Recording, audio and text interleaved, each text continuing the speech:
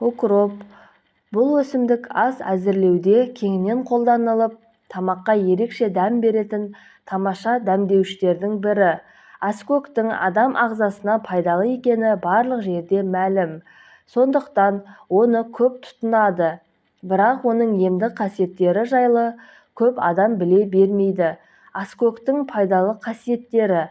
Аскөктің пайдалы құрамы дизентерия, диарея, жұқпалы аурулар кезінде, ұйқы бұзылғанда жақсы көмектеседі. Ол қан қысымын төмендетіп, жүйке жүйесін тыныштандыруға қабілетті. Бүгін сіздерге үй жағдайында аскөктен дәрі жасауға арналған рецепттер ұсынамыз. Бұларды кез келген адам көп шығынданбай жасауға болады.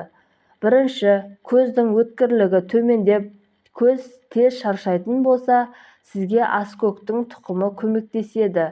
Ол үшін аскөктің тұқымынан компресс жасау қажет.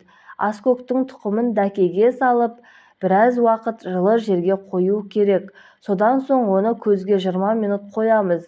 20 минуттан соң көзіңізде айтарлықтай жеңілдіктер сезіледі. Бұл әдіс сондай-ақ көз айналасындағы әжімдерді де тегістейді екен. Ісіну және қабақтың қызаруын азайтады.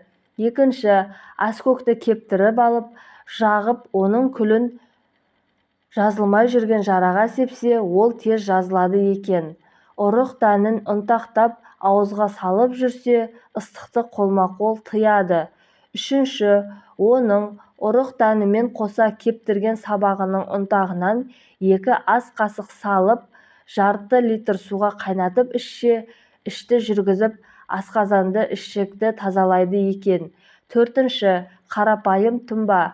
1 ас қасық кептірілген аскөкті 0,5 литр суға салып, 1 сағат тұндырамыз.